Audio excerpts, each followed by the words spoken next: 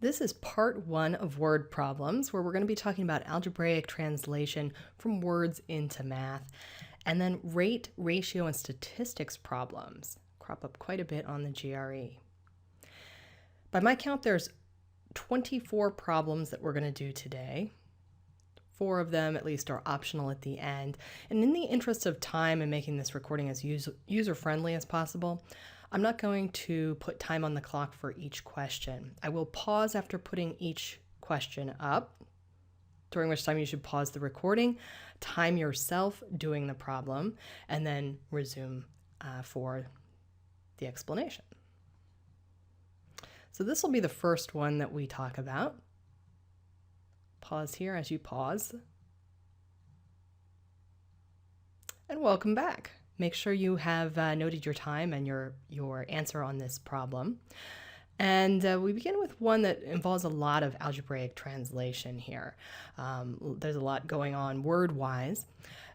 First rule of thumb is that you don't want to translate everything at once. Go clause by clause or sentence by sentence. So here we know apples have one price, pears have another. That suggests that we want to set up some variables for those. A for apple, P for pears would make a ton of sense, be very easy to keep track of. And it's important that they all have one price so that A is always the same number. And we have 2 sentences here, or 2 clauses in the same sentence, kind of separate. Look at the comma there. That's a big indicator. Comma, whereas, tells us we can think about what Jean buys and what George buys separately. In fact, they lead to 2 different equations. The top equation there is what Jean bought, 4 apples and 4 pears, literally translates as 4A plus 4P, all purchased for that dollar amount of $3.20. George's formula there is much the same, 6 apples, 2 pears, for a different amount. So we're asked to find how much more than an apple does a pear cost at the market. So in order to figure that out, the best thing to do is probably to find what P is and what A is, and then revisit the question once we have some dollar amounts. Whenever you can simplify, it's a good idea to do so. So the fact that there's a 4 coefficient in both terms of the first equation, the fact that both coefficients are even in the second one suggests that you can decrease those coefficients. So we've divided by the first equation by 4. We've divided by the second equation by 2. And that at least gets A's and P's alone in the top equation. So since P is alone in the second equation, let's solve the top equation for P and then sub in to the second equation. So that's done right there in purple. And from there on out, it's a matter of just solving for A, now that you're down to 1 equation and 1 unknown.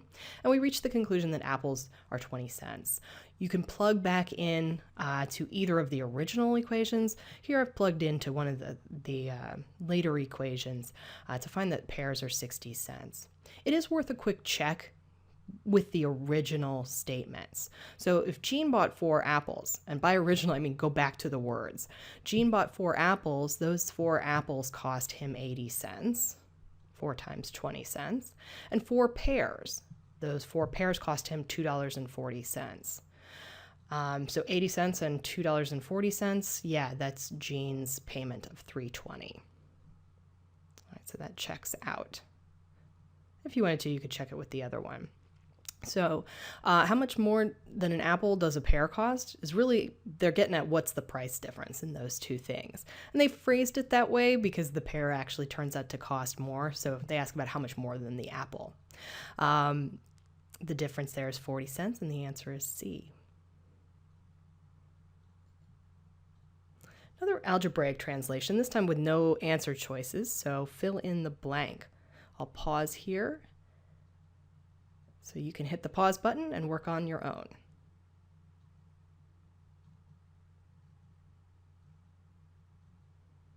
And let's come back and talk about it. So Trisha and Carlos are each donating money to a charity. Now let me tell you, if you tackle that whole next sentence all at once, and you end up with some mega equation that has a half, a 40, a 3 in it, then you've tried to do too much in one step. And it's very likely that if you did that, you set it up wrong.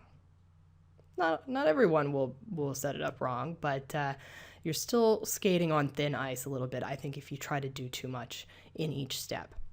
So better technique would be to deal with it piecemeal. So Trisha donates half as much as Carlos. Okay, that's one complete statement. So let's call T Trisha, C Carlos. And when we translate Trisha donates half as much as Carlos, pay attention to the comparison words. So here the half as much as would be the comparison words. The half that you know that you have to multiply in there somewhere attaches to Carlos. Carlos follows those comparison words. So always pay a lot of attention to what noun is after the comparison language. Another way to make sure that you've set this up correctly, because a very common mistake is putting the half on the wrong side, multiplying Trisha by half, is to think about dollar amounts. So if Trisha donated half as much as Carlos, let's say Carlos donated 50 and Trisha donated 25 as a result. So when we plug in 54C in that top equation, half of 50 is 25, the equation checks out. But when we plug those correct numbers into the second equation, half of 25 is not 50. And that would tell you that you've set up your equation incorrectly. All right, so good policy for double checking. Next piece of information is after the comma, Carlos's donation was 40 less than 3 times Trisha's. There's a lot going on there. So look to the words as like signposts. So whenever you see an is or a was, really any verb in the first part of the sentence, donates was the verb, and that sort of served as our equal sign. The verb is where the equal sign goes most of the time. And when you look at the comparison language here, there's two things. There's 40 less than, and then there's 3 times something. So 3 times Trisha's means you multiply that 3 times T, because Trisha's donation is what follows 3 times. Likewise, when you say $40 less than something, you subtract the 40 from that something. Here the something was 3T. Okay, so that's how we arrived at this equation. And now we put them together. 2 equations, 2 unknowns. Go ahead and just sub in for T. It's already solved for in the first equation. Decimals are a little easier to use than fractions, so feel free to switch back and forth. And we find that Carlos donated $80. Before you plug that in, it's worth a real quick sanity check. So if Carlos donated 80, Trisha donated 40, 3 times Trisha's donation is then 120, and $80 is in fact 40 less than that. And there's your answer. Switching to rates now. Question about travel.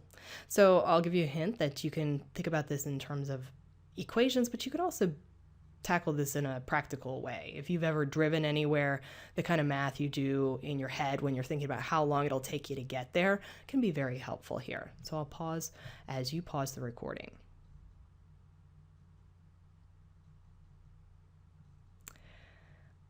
And let's discuss. So a car traveling at a constant rate. This constant rate language is pretty boilerplate. It's generally there in rate problems. You don't have to do anything with this. It's sort of the reassuring language that there's nothing funky going on. It just tells you the car is not speeding up and slowing down. Okay, so if that's the case, a steady 40 miles in half an hour, you could bust out some formulas there, but if you think in practical, everyday kind of terms, if you drive 40 miles in half an hour and you kept on driving, you drive 40 more miles in the next half hour. So that's 80 miles an hour, 80 miles in a whole hour. And that's the speed, and that's in per hour is how you're used to seeing speed. Okay, so now we can look at the second part. If the car were then to decrease its speed by 25%, it's going to go from 80 miles per hour down to 60 miles per hour. And here's the actual math there. And at this point, you might just from your everyday experience, realize that means this car is traveling a mile a minute, so you need a minute for every mile that you want to go, and C is the answer. You could plug that in a little bit more mathematically rigorously into an equation. Just remember rate times time equals distance, and from that you can get all the other forms of that. So I always like to write down rate times time equals distance. Here we need time, so just go ahead and write that that formula as time equals distance over rate, and then do your plugging in.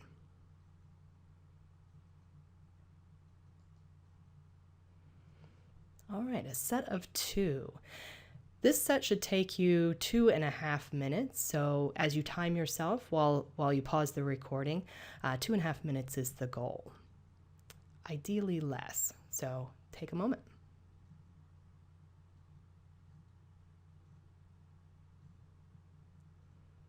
All right, and the reason I said it might take you less than 2.5 minutes on this one is that the first one has something going for it that makes it a little easy to reach a conclusion, and that is the variables. But let's go ahead and work with the variables. Yuko does 2 different activities, X miles in 2 hours. If you want miles per hour, literally divide the number of miles you have in the number of hours that it takes, and you will get miles per hour.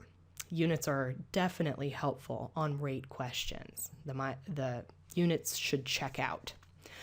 Likewise, crunches per hour calculated the same way.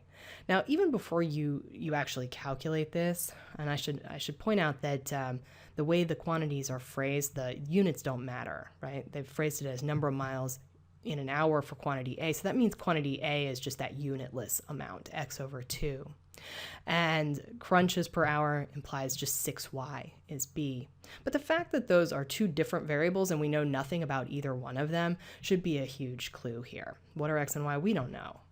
They're positive, I suppose. I think that's sort of implied. She didn't run backwards or something. But beyond that, we don't know their relative size. All right, the second example involves total distance. And we're going to go back to our rate times time equals distance formula. All right, so that's handy. It's already telling us what we need to do. You take the rate times the time, and you'll get the distance. So luckily, they've given us rate and time in both quantities. Just do the math, and you get XY miles for both. And notice here, they didn't say how many miles traveled in X hours, blah, blah, blah. There were units in these quantities, but they're the same ones. And the answer is C. Another rate and work question with a lot of different painters. So take a minute 30 on this one, or aim for a minute 30 on this one. I'll pause so you can pause the recording and time yourself.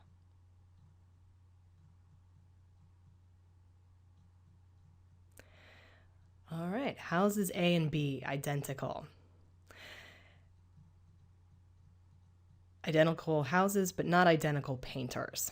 All these different painters paint at different rates. And what's happening here is they've given us the time, and the rate can be calculated from that. Kind of awkward units. We're used to dealing with miles per hour or feet per second, that kind of thing. Here the unit is just a house. How long does it take someone to paint a house? So what we can do is translate all of those sentences about the painters this way. So Wyatt paints 1 house every 2 hours. That translates to half a house per hour. So notice that the units help out, tells you what to divide by what. And do the same kind of thing for all the other players. And so notice that kind of makes sense, right? If Jin takes 12 hours to paint the house, Jin is the slowest painter there. Lowest rate of 1 over 12. Makes sense. Slowest speed. Whereas Wyatt is the fastest painter, gets the job done quickest, and so Wyatt's rate is the fastest one. Now, here's the mental leap. When we look at quantity A and B, and you see the word together, when you see that, for people, machines, anything, cars, anything that could be working together, the shortcut is that you can add the rate. And the reason it makes sense is that, imagine Rico and Nurmi painting their house. You wait an hour, and at the end of that, Rico's painted 1/3 of the house, and around on the other side of the house, Nurmi's painted 1/4 of the house. So together, they've painted 1/3 plus 1/4. And so by adding the rates, you're really adding the amount of work they do in the same time. And with that in mind, you can just do the fraction addition here, common denominator of 12, and you end up with 7/12 for both quantities. C is the answer. All right, so looking back, together means add the rates. That might come in handy here as well. So I'll pause, aim for less than 2 minutes on this problem. Take a moment, pause the recording.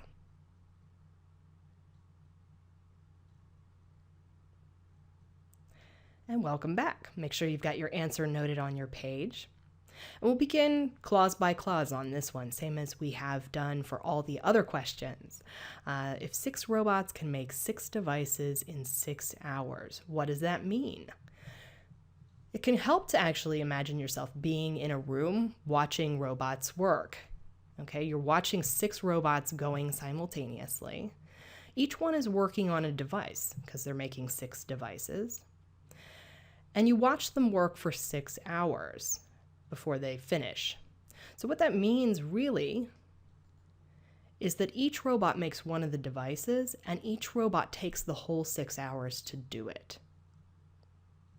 Okay, so don't translate that as, oh, if 6 robots can make 6 devices in 6 hours, one robot can make 1 device in 1 hour. No, that's much, much faster than what they're actually saying.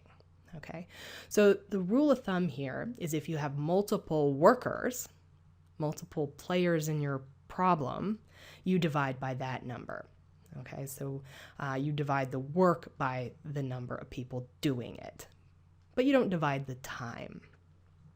Okay, so 6 whole hours, excuse me. All right, so we turn our attention to the question, which is about how long it'll take 12 robots to make 60 devices. So let's again think about the individual robots and what they're doing.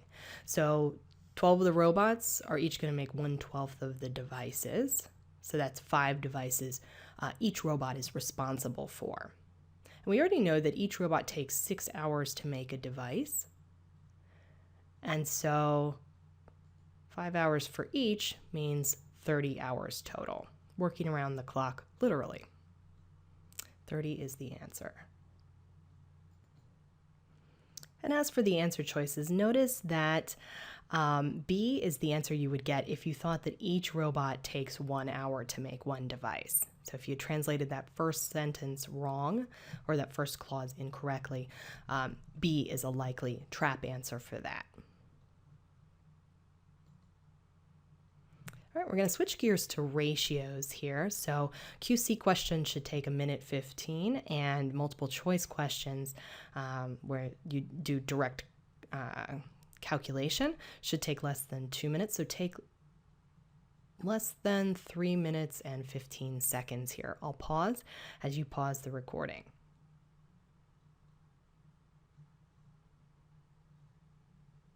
And we're back. So if a class has a 3-to-4 ratio of men to women, think about what that means. You could have 3 men and 4 women. You could have 6 men and 8 women, because that reduces to 3/4.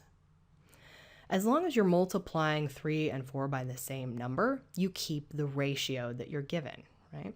So we could go times 5. And we could have 15 men and 20 women, and the ratio would stay the same.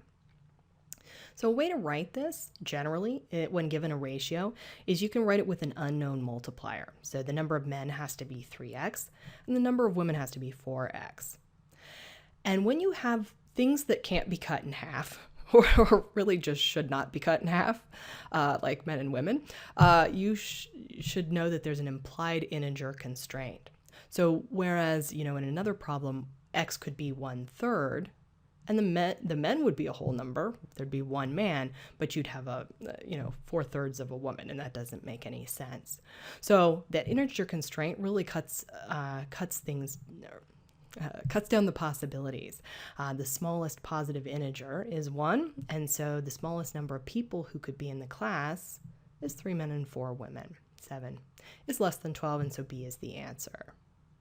Now, an example of a problem where you wouldn't have the integer constraint and x could just be any old positive number would be maybe in a recipe. You know, you can have a partial teaspoon of something. That's fine to do. So integer constraint when the quantities, the things that you're counting, are discrete objects. All right, and we have discrete objects in this garden problem with daffodils, tulips, and petunias. We aren't told that there can be partial flowers here, so the implication is that they're integers. And the twist in this one is that there's 2 ratios given. So whenever you have 3 quantities, set up a little chart like this. Just list what you're looking at: daffodils, tulips, and petunias in this case. And write each ratio separately on a separate line below. Okay, so the 2-to-3 ratio of daffodils to tulips is written in the first line. And then we have a 7-to-6 ratio of petunias to tulips. We've just flipped the order because that's just how the order was written on the page. We wrote tulips first. Okay. And what do you do next to kind of combine these into one big ratio and figure out how daffodils relate to petunias? Well, what you always do is look at the column that has something in common. And the smaller number in that column, you scale it up so that it matches the other one. All right, so in this case, you scale up by a factor of 2. That'll make this 6, and it'll make it match. And that requires you to scale up the number of daffodils too. So combined, we're looking at a 4-to-6-to-7 ratio. And notice that checks out. 4-to-6 ratio of daffodils to tulips reduces to the 2-to-3 that we started with. And so finalizing this, daffodils to petunia ratio is just the number of daffodils to the number of petunias, and that's 4-to-7. Now, one caveat, I said that you should look at the lowest number, scale that one up, and you're done to match the other one. But if you had like 3 and 5 here, you can't scale 3 up by an integer to match 5. Okay, so in that case, you'd want to find essentially a common denominator.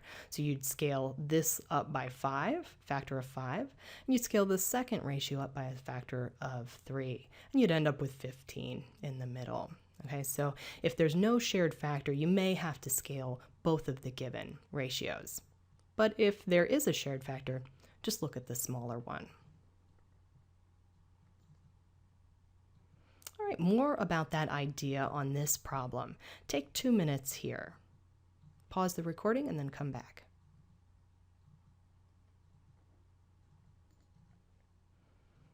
All right, welcome back. So much like our flower problem, here we have cars, different varieties of those.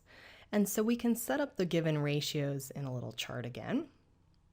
Set ourselves up with SUVs, sedans, and minivans, all the kinds of cars mentioned. And one line is given to the twice as many SUVs as sedans. That means two SUVs for every sedan. And there's 3 times as many minivans as SUVs, so 3 minivans for every SUV. And we have that same situation again. So we go to the column where there's a number for both ratios. One of them is smaller than the other, so we're going to want to scale the second line here, scale that up so that it matches the first, so multiply by 2. And you end up with 2 SUVs for every sedan. We started with that. And for every 6 minivans. So notice that the minivans, there's still 3 times as many of them as SUVs. All right, so there's your check.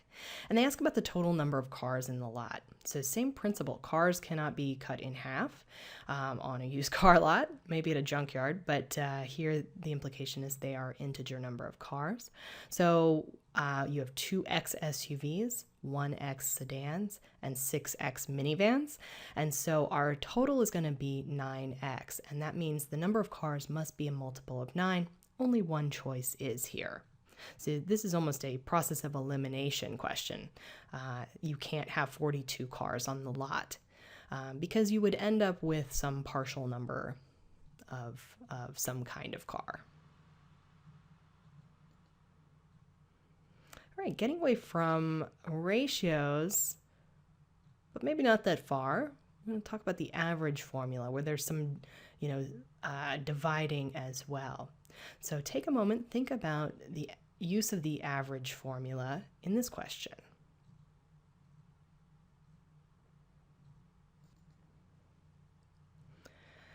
All right, so I didn't give you the average formula, but I find that most people remember it. It's one of the math moves that you might use on a more everyday basis. To calculate an average, you sum the terms and then you divide by the number of the terms. So on a question like this, the average formula is useful mostly for finding the sum. And why is the sum important here? They ask what number was removed. And think about where those numbers are lurking. The numbers are kind of hiding out here in the sum. Right? The individual terms are found here. So if we solve this for sum, you can write sum as average times number of terms. The sum is going to be more useful to us than the average. Okay, and plus we were given the average and the number of terms. So we can plug in. So the sum of the initial 5 numbers is that average of 45 times 5. The sum of the remaining 4 numbers after 1 is removed is the 40 average given to us and the number 4, the 4 terms. And so the removed number must just be the difference between those two sums. 65 is the number removed. Okay, so takeaways here, if they ask you about individual terms, probably best to go hunting in the sum. So calculate the sum, especially if you're given the average. Average is less useful for that than the sum. Here's an average formula question in QC format. Take a minute 15 here. I'll pause as you pause the recording.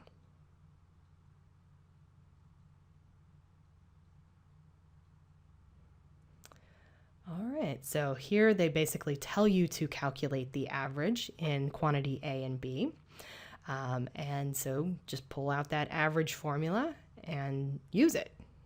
Sum the terms and divide by 3 in both cases. And what you'll notice is that quantity B is twice quantity A. And that makes sense. Every term is double the term in quantity A. Now, if you concluded that that means that B is the answer, you made one big assumption, and that is that the numbers, or the sum at least, are positive. Okay, so if the average in B is twice the average in A, it would be bigger if the averages are positive. But let's look back at the constraint. While it looks kind of similar, looks to be giving us somewhat of a positive constraint, notice that x times y times z is not matching up directly to x plus y plus z. So the product is greater than 0. That means that none of the variables can be 0 individually. But when you think about sign, they could be positive times positive times positive, or they could be positive times negative, right, in any order. So either none or 2 of the variables could be negative. And if 2 of the variables can be negative, well, then it's possible for the sum to be negative. Now, let me give you some examples. So B is greater if everything's positive. Okay, that's the one that always kind of comes to mind. But the exceptional cases here are when the sum is negative. Okay, so notice that in this example, 1 times negative 2 times negative 3 is positive 6, so that meets the constraint, but it also makes the average negative. The sum is negative. You could even have a sum of 0, even though none of the terms themselves can be 0. So 2, negative 1, and negative 1 would be the example there. So the answer in this case is D. Could go either way. Very tricky question. All right, so another twist that you'll see on average questions is weighted averages. When it's not just a list of numbers, they're giving you averages for like entire groups. So take a minute and a half at most. Maybe a minute 15 would be more ideal. And think about this one. And if you solve it one way first and have extra time, try solving it a second way. All right, and welcome back. So we have two towns, different number of citizens in each town, and different average salaries in each town. Quantity B is our easy quantity, so we'll spend most of our time thinking about A. Now there's two ways to calculate the average salary of everybody. Think about what you do when calculating average salary within a given town. You'd add up everybody's salary and then divide by the number of people. So what you could do here is take your 66,000 citizens in A, multiply that by their average salary of 55,000. You get some huge dollar amount that is like the total income for everybody in that town. Do the same in town B and then add them all together.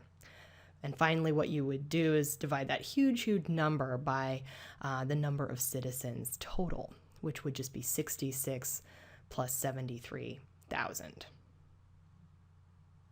That's 139,000 people. So the numbers there are very large. And if you do that in your calculator, I would definitely keep track of things on paper. I might even abbreviate things. Put it in terms of 55K and 45K instead of typing in zeros all the time. Likewise, 66,000 citizens, just look at that in terms of thousands and just keep track of what you're doing. But there's an easier way, and it employs the idea of weighted average and where that will fall depending on how the weighting is. So here the weighting is by how many people make a certain amount of money, because the average we're looking for is in terms of dollars. So the average is in terms of dollars, that means the weighting is by how many people, right? The other factor. So if we had two towns that had these average salaries and they had equal numbers of people, well, the average for the whole group is going to be the simple average between the two towns. So we would average out to 50K if the towns were of equal number of people. But this setup is a good way to look at this, even with a quick notation about which town has fewer and which has more. If town B has more people, there are more people with the lower salary weighting down the average. They're bringing the average down. And so what that means is we don't have to calculate exactly what the average is to know that the average has to be somewhere in that range between 45 and 50K. Okay, can't be exactly $50,000 because we know the towns are not equal in number. And so with that, the answer has to be B. Right, you might employ a similar logic on this one. I'll give you 2 minutes here, or you can feel free to take 2 minutes here. I'll pause as you pause the recording.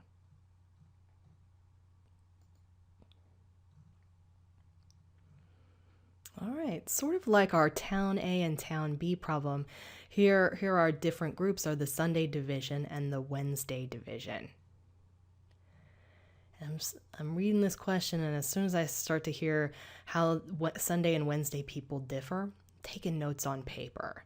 So they have different average. Sunday division has 162, and the Wednesday division has 186. Draw a little chart here, okay, to capture that. Sunday at 162, Wednesday at 186. And you might note, just because it's always a useful benchmark, what the simple average is. Okay, and the simple average is 174. Also note the weighted average that they gave us here. They told us it is at 170. That's the weighted average because it is the score for both nights, all groups combined. And if the weighted average is falling to the left of that simple average, that means there must be more people in the Sunday division kind of pulling down the average again. And so you can literally think of this as kind of like a tug of war. More people in the Sunday division pull the score to that end of the spectrum. We don't know how many more players in the Sunday division. That would require some calculation. But here it's just what must be true. It is true that there are more players in the Sunday division. Now, the other two choices have to do with things other than the average, the median and the range. And one rule of thumb is that one statistic doesn't give you other statistics, okay? So unless you're talking about averages consistently, don't make mental leaps to what that means for the median or the range. And let's look at why.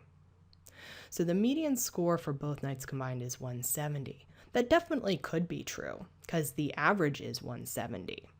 But there are data sets where the median is not equal to the average. An example would be 100, 100, and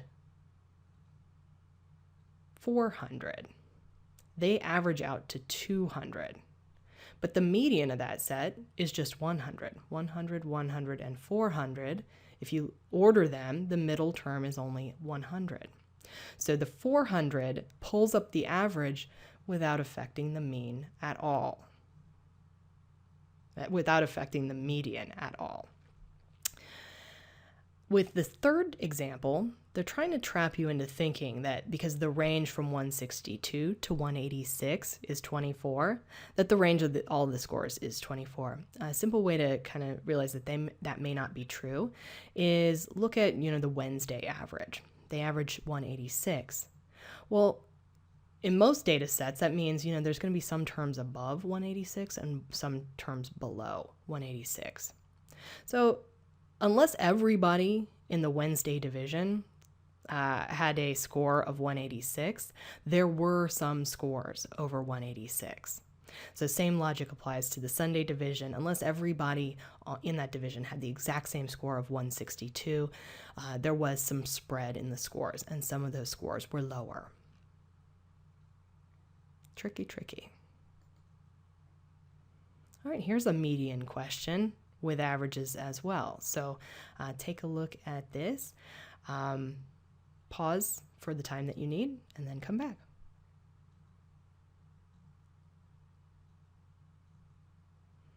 All right, on this one, there's a little bit of algebraic translation necessary with the three people's scores.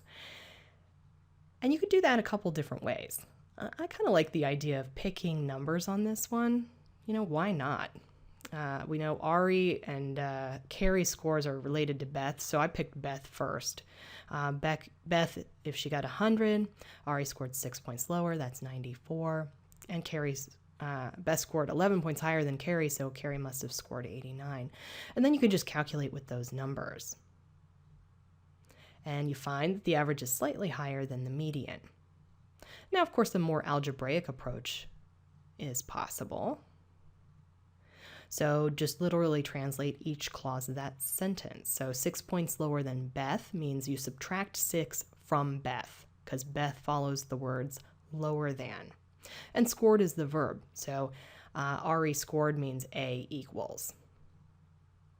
Likewise, in the second sentence, Beth scored 11 points higher than Carrie. Beth scored means Beth equals. 11 points higher than Carrie means you add the 11 to Carrie. And to figure out the average, put all of these in terms of one of the variables. B is kind of the easy one to go with because you've already got A and C related to them, and related to B. And plug in. Just take the average as before, just algebraically this time. And so what you end up with is the need to compare B minus 6 to B minus 17 over a third. And in actual number terms, that's a little less than 6. So if you're subtracting a little less, quantity A is bigger. All right, here's a bit of a data interpretation question, little chart given to you. You're going to have to think about how to interpret that and then answer the question. Also multiple choice with more than one answer possible. So pause your recording right now and take the time that you need. Aim for less than 2 minutes.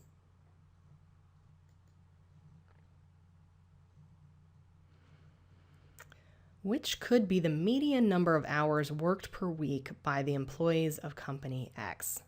So you want to look at the median employees' hours worked. And that suggests that we need to order these employees by how long they worked. And luckily, this chart is already kind of laid out like that. We've got lower number of hours worked at the top to people who worked more than 40 hours. And so these are kind of ordered, but we still need to figure out which employee or employees are at the median, which ones are the middle ones. So what we need to do is total up the number of employees. There's 40 of them total. And so the median is the average number of hours worked by the 20th and the 21st workers. And that's not, 20th and 21st alphabetically or by height. It's 20th or 21st when ordered by number of hours that they work per week, which they are here. Okay, so where are we going to find the 20th and 21st workers? And by the way, that's either counting from the top or counting from the bottom here. Either way, you'd end up with the same two people in the middle. Well, 4 plus 5 is 9, plus 5 is 14. To get to the 20th, we're going to go 6 into this group. So actually the 20th and the 21st workers are among these 20, right here in the middle, or right here in this range. Okay, so our two middle employees work somewhere between 25 and 40 hours per week. Now, don't just average 25 and 40. We don't know for sure that the 20th worker worked 25 and the 21st worker worked 40 hours a week. All we know is that they could both fall into that range. I mean, they could both work the same number of hours as long as it's in that range. So if both of their hours could be in that range, then the average would be 2. And our correct answers are anything that fall in that range. And I'll note that, I think this problem could be set up a little bit better. This chart could be a little bit more clear on, which category includes those people who worked exactly 25. I'm kind of interpreting this as 15 to less than 25 and then 25 to 40. But that could be wrong. If 25 had been an answer, I think this would be debatable. But since the next category above this is clearly over 40, I think it's safe to say that this includes exactly 40 hours per week. And so that last choice is correct and is possible for our median.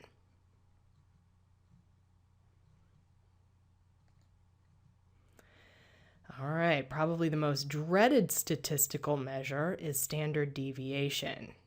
So draw upon your knowledge of what standard deviation is and see if you can solve this without really actually calculating a standard dev for all 5 choices. I'll pause, take up to 2 minutes on this one, and then come back.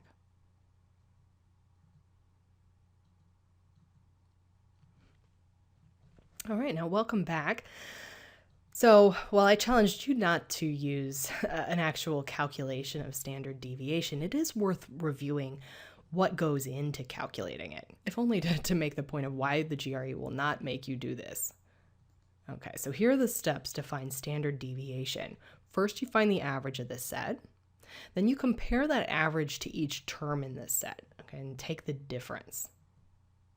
So terms that are far away from the average are going to have a high difference in step 2. Then you square these differences, and that's mainly just to get rid of any negative signs. So for example, if we look at the second set, the average is 103. That's an evenly spaced set, so the average is the middle term. And if you look at the difference between 101 and 103, 101 minus 103 would give you -2. Squaring it sort of eliminates that negative possibility and makes the square of the difference for 101 the same as it is for 105. All right, so after you squared the differences, you add them all up, and then you divide by the number of terms. So it's kind of like the average of the square of the differences of every term from the mean. Boy, that's a mouthful. And it's pretty tedious as calculations go. And then the final step is to take the square root of that, I think, to undo the squaring that we did in an earlier step. So more important than the actual steps are thinking about what contributes to a higher standard deviation and what would tend to decrease standard deviation. Notice that we took an average, right? We did some adding and then we divided by a certain number. So the less spread out the terms are, the lower the differences are, The lower the square the differences are, and the lower the sum is going to be. So in all of these steps, less spread of the terms would lead to a lower standard deviation. On the flip side, when you divide by the number of terms, the greater that number is, the lower the standard deviation will be, right? Divide by 10, you make something much smaller than dividing by 2. All right, so you get lower standard deviation with less spread but more terms. With that in mind, we can look at the choices here. Luckily, they're all evenly spaced sets, so the spread can just sort of be evaluated that way, how much room is between each term. And notice that A has the biggest spread, and it has 4 terms, sort of like the middle length of terms. When we compare that to, say, choice B, the spread is smaller and there's more terms. And we said those are the two things that lead to a lower standard deviation. So, of course, B has a smaller standard deviation. Likewise for E, the spread is smaller, more terms. Here's a special case when you have all the terms being equal to each other. They're all equal to the average, and so the differences are 0. That makes the calculation easy, and the standard deviation is going to end up being 0. So the only choice here that is really in the running with A for having a greater standard deviation is C, and that's because it does have fewer terms, which would tend to increase standard deviation. But look how much smaller the spread is, 0.1 between terms compared to 3 between terms. So you can kind of eyeball this and play the hunch that C is still going to have a smaller standard deviation. That's fairly typical on the GRE. You should be able to eyeball these choices and make an assessment which has greatest or least standard deviation. And here, D would be the answer if they asked us for the least. All right, here's standard deviation in the context of QC. Take a minute and 15 at most on this. I'll pause as you pause the recorder.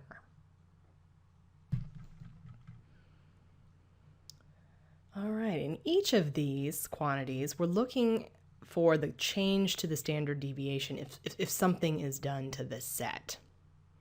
In fact, if something's done to every term in the set. So what differs is just what are we doing to the terms?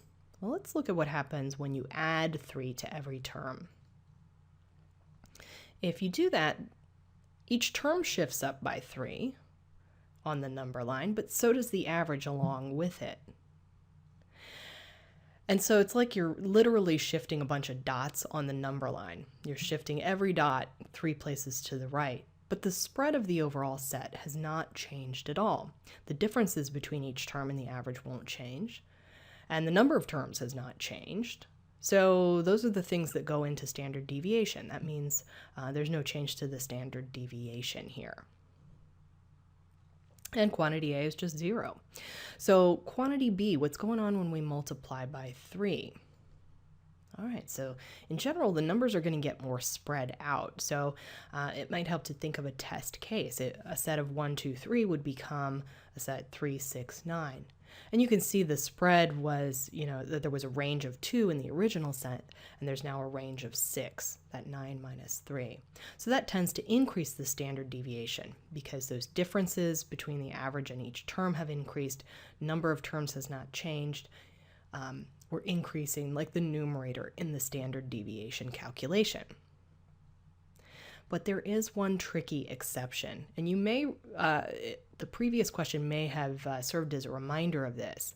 What if all the terms are the same? If that's the case, then the standard deviation was originally 0. So the set 3, 3, 3 would have a standard deviation of 0, and that would stay the same as the set became 9, 9, 9. So quantity B can be 0 or positive, and the answer is D. So if they had specified that the set in quantity B was a set of distinct integers, that means they are not all the same as each other, then our original conclusion would have been okay. The numbers do get spread out if they're different. and you multiply by 3. In that case, with that distinct word in the question, the answer would be B. So since they don't say that, that's the reason it's D. All right, let's mix it up a little bit. Here's 2 QC questions, so that should take 2.5 minutes. Pause the recording and time yourself, and then come back.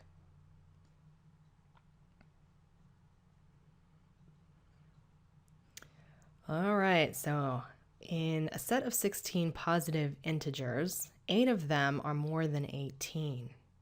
And the range of the list is what we're asked for. So the definition of range is the difference between the highest term and the lowest term. So we do know something here. We know that the highest term has to be more than 18. It's among those 8 high numbers. And the implication is that the other 8 numbers are less than 18. So we know that the lowest term has to be less than 18. But that begs the question, how much more than 18 is the highest term? And, what about the other 8? How much lower could they be than 18? And just to give a couple of examples that would really prove D, once you're thinking that the answer is D, you should get in the habit of coming up with a quick numerical example that shows, the answer could go either way. So what if the 8 that are not more than 18 are just 17, and the 8 that are more than 18 are 19? Well, then the range is from 17 to 19, range is 2. But the 8 that are low could be as low as 1. Actually, it could be a fraction too. All we know is that they're positive. So let's say it's 1 for the lowest term. And the terms that are above 18, well, some of them are 19, but they could go infinitely high. So what if the last term is 500? In that case, our range is 499. We've clearly shown you can get a range both greater than or less than 18. All right, so be really picky. Don't assume anything based on constraints like this. More than 18, really be picky about what does that mean. Does it mean it's 19, or does it mean it could be anything over 18? And the answer is it's anything. Okay, so the second one, in a set of 12 positive integers, 6 numbers are less than 10, 6 are greater than 10. Something similar going on here. Okay, so we know kind of where the split point is. We know some of the numbers are above 10, some are below. And that does kind of harken back to the idea of median. But in a set of 12 positive integers, that's an even number of integers. And so the median is going to be the average of the 2 middle terms. That's the 6th and the 7th term when they're ordered by magnitude. And so the median isn't just any old number that falls between the 6th and the 7th term. It is that average of those 2 specific terms. So we know the 6th is less than 10, but again, we don't know how much. Same for the 7th. We don't know how much higher than 10 it is. So here are 2 quick examples of what those 2 middle numbers could be. They could be 9 and 11 and average out to exactly 10, or they could be 1 and 99. There's nothing telling us that the ones greater than 10 are close to 10. And so there you go, D again. That brings us to some optional and advanced problems. If you have time to stick with us, please do. There's, I think, 3 or 4 problems that'll follow. And if you're pressed for time, go ahead and get into the assigned homework and come back to this later. All right, so here's an average problem where you are to give your answer as a fraction. I'll pause as you pause the recording. Give yourself up to 2 minutes on this one.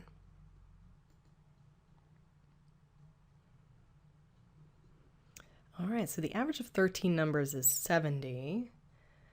And then they talk about a subset of those numbers. 10 of those numbers, or the original 13, average to 90. And then they ask about the 3 that were not included there, so the other 3 numbers. When looking for individual terms, remember that they lurk and hide in the sum, right? So if you're given an average, think about the sum in terms of the average, right? Sum is average times the number of terms.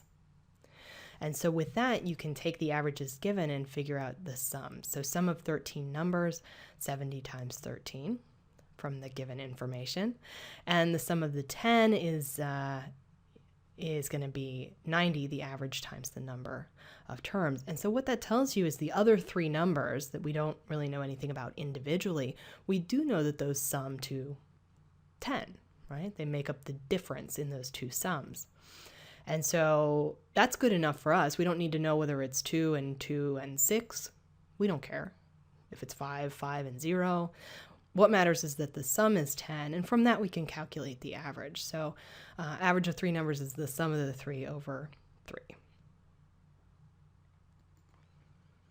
And by the way, if this had worked out to a fraction that could be reduced, on this kind of problem you wouldn't have to reduce it. You could just plug it in to the answer box in its unreduced form, and that would be counted as correct on the GRE.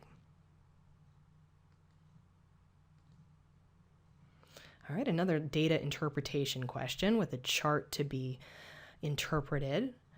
Take up to 2 minutes on this question. I'll pause as you pause the recording.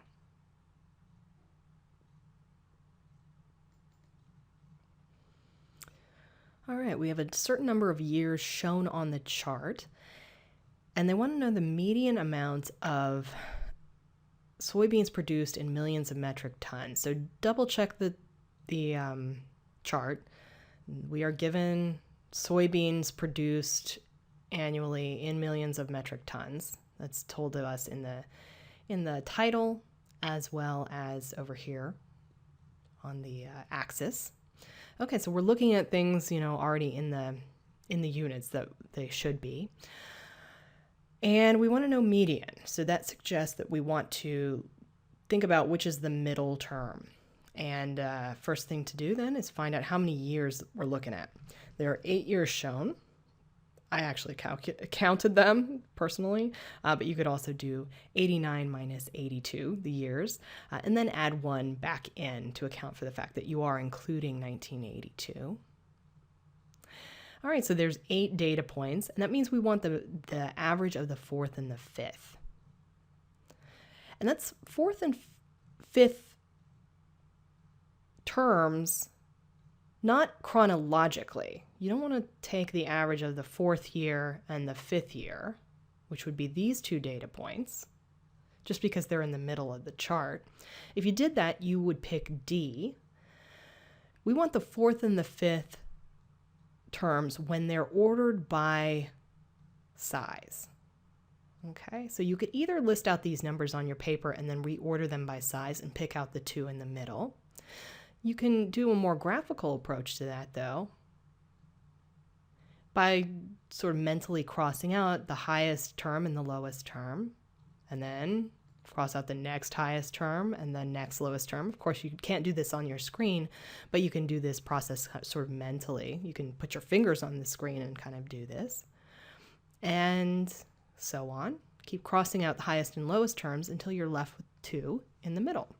That's 3.6 and 4.0, which average to 3.8. Okay, so if you pick D, just remember to order them by magnitude, not chronologically as they're shown here. All right, rate problem, working problem. Take up to 2 minutes on this as you pause the recording and time yourself.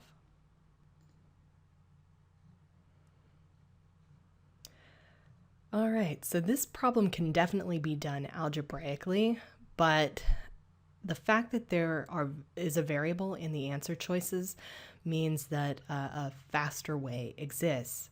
So why not pick a value for x that'll make life easier? And a smart number to use would be something that's divisible by 9 and 12. That way you get an even number of wingnuts made per minute for both machines. Because we've already got this whole difference in number of minutes that we're dealing with, and the question asks about how much gets done in 4 minutes. So, as simple as you can keep things, the better. So if x equals 36, A makes 4 wingnuts per minute, and B makes 3 wingnuts per minute, based on what they've told us. Okay, so how many wing nuts will they make together, working together, there's the magic words, in 4 minutes? Well, working together, you're always going to add the rates.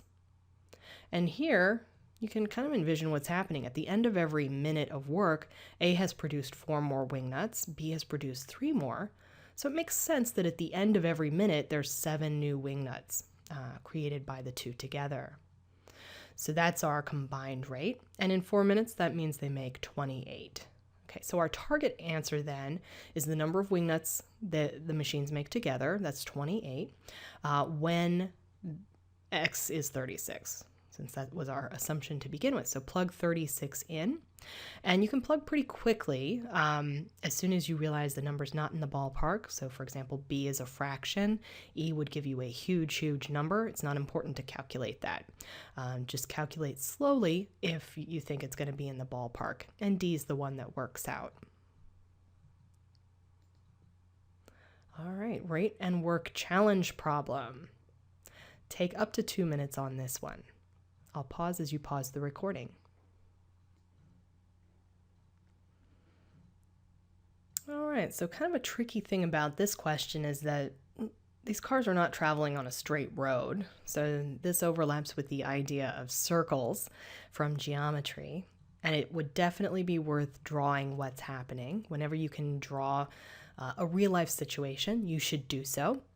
The other complicating factor is that the kilometers per hour are given as these freaky weird amounts, right? No speedometer in any car has pi on it, but these cars apparently measure their rate that way, which is a little weird, but just roll with it. So the drawing is the first step here. So draw the circular track. We know they start at the same point and travel in opposite directions, A going counterclockwise and B going clockwise. So that's represented here. And go ahead and write down their speeds, right? 10 pi kilometers per hour and 15 pi. The other big leap here is that on a circular track, they're going to be as far away from each other as possible when they are at opposite sides of the circle. In other words, when they're at opposite ends of a diameter. Because the largest distance between any 2 points on a circle is a diameter. All right, so we kind of have this idea of where the end point should be. We know they're traveling on a circular track, so they're traveling on the circumference. Let's figure out what the circumference is. 2 pi r. R is 75 kilometers, so the whole circle is 150 pi kilometers. So we've already figured out the cars need to end up at opposite sides. So even just tracking the distance they've gone, notice how that spans a semicircle. So a half circle is the total distance the cars have gone. And half of the circle's circumference is 75 pi. So this question becomes, rate times time equals distance. What's the time? So time is distance divided by rate. And here we're looking at the total distance that the two cars traveled together, that semicircle, divided by their total rate. Just add their rates. That's the shortcut. And so you end up doing 75 pi over 25 pi, and luckily the pi's cancel. And the answer is 3. So an alternative way to go here is to use the answer choices. So what you could do is say, in 2 hours, car A has gone 20 pi kilometers. Car B has gone 30 pi. Okay, together they've gone 50 pi. That's not far enough to get them at opposite sides of the circle. And you could continue that way until the cars reach the right distance between them.